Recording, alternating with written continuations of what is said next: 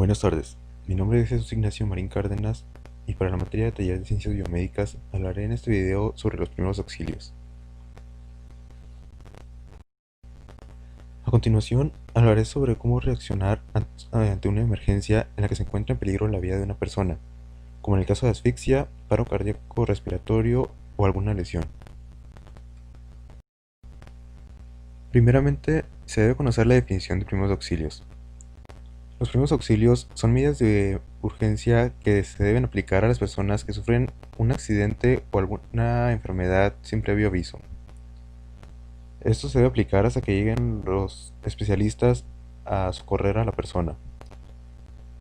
La principal función de estos es evitar el agravamiento de la persona e incluso evitar su muerte.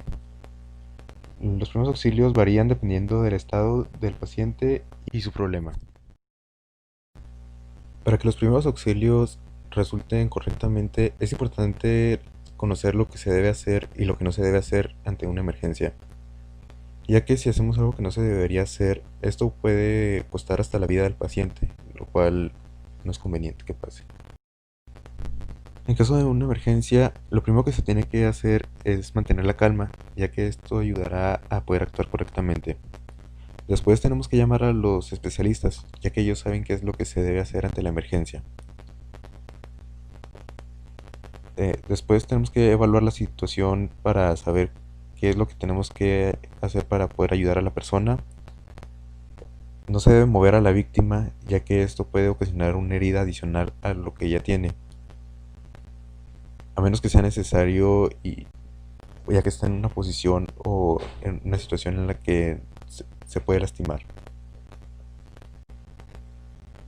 Primero que nada se tiene que evaluar si la persona está respirando y hay que colocarlo en una posición donde pueda respirar y no se lastime.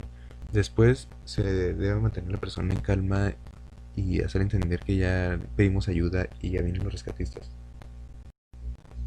Ante la asfixia, que es cuando el aire no puede entrar a los pulmones y el oxígeno no llega a la sangre, las causas más comunes de esto son el ahogamiento, envenenamiento por gases, sobredosis de narcóticos, obstrucción de las vías respiratorias y la estrangulación.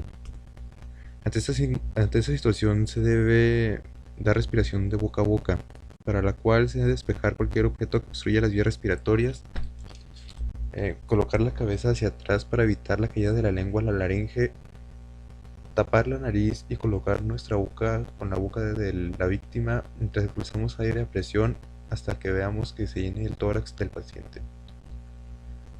Esta acción se debe repetir 12 veces por minuto en adultos y 20 veces por minuto en niños. En el caso de la obstrucción de las vías respiratorias, se debe aplicar la maniobra de Heimlich, que consiste en apretar con fuerza el abdomen de la víctima para hacer que expulse lo que esté obstruyendo sus vías. En el caso de la reanimación cardiopulmonar, que es una reanimación que se debe aplicar para los pacientes con un paro cardíaco, está relacionado con la reanimación respiratoria. Para esto se debe aplicar un masaje cardíaco, el cual sirve para mantener el flujo sanguíneo y combinarlo con la técnica de respiración artificial. Eh, para actuar en esa situación, se debe colocar a la víctima sobre una superficie firme y plana para evitar romper una costilla o algún daño mayor. El reanimador debe situar las manos sobre el esternón del paciente y debe comprimir el pecho o el esternón a aproximadamente 5 centímetros para poder mantener el flujo sanguíneo. Esto simulando el bombeo del corazón y así se mantiene la sangre circulando. Este masaje se debe sumar la técnica de respiración de boca a boca. Cada 5 golpes cardíacos se debe aplicar una respiración, por lo cual es ideal tener a 2 reanimadores para poder completarlo correctamente. En el caso de la hemorragia, que es un sangrado abundante, y no solo la presencia de sangre, es una herida que se da en una arteria o una vena, lo cual provoca una gran salida de sangre.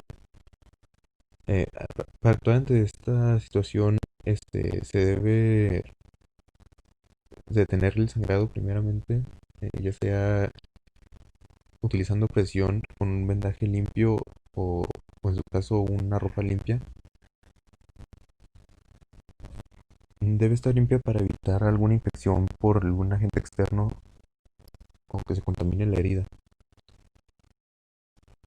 Para el caso del envenenamiento, que es la ingesta de sustancias tóxicas, ya sea por accidente o con fines suicidas, se debe actuar de la siguiente manera.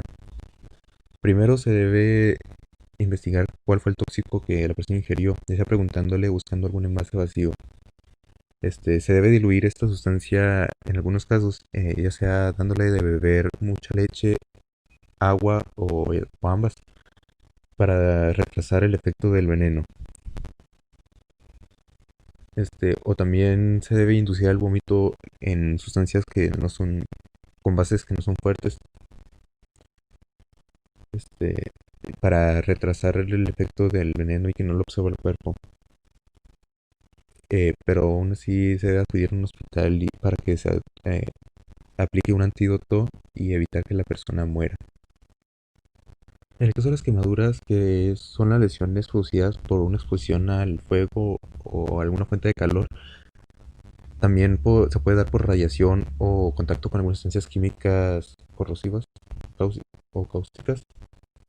Este, Ante esto se debe actuar dependiendo de la profundidad del tejido dañado y la extensión del área afectada. Este, la finalidad de los primeros auxilios es prevenir el shock, la contaminación de la zona lesionada y el dolor. También se debe aplicar hielo o se debe vertir agua helada sobre el área dañada para disminuir el dolor. Después cubrir la zona con algo que evite que se contamine la herida. No poner humedad, pomada o ungüentos, ya que las bacterias pueden sobrevivir aquí. Y después se debe acudir a un médico. En el caso de las fracturas y esguinces, que es la fractura, un rompimiento de algún hueso y el esguince de alguna articulación, ya que pues, nos llegó tanto el daño a romper un hueso.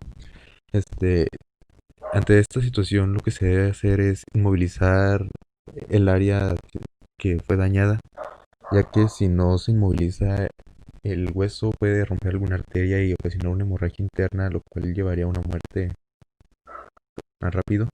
Después que esté inmovilizado, lo que se debe hacer es acudir a un médico para que enyese o vende o dé el tratamiento que se necesite para tratar esa herida. Eso sería todo de mi parte. Muchas gracias, profe. Adiós.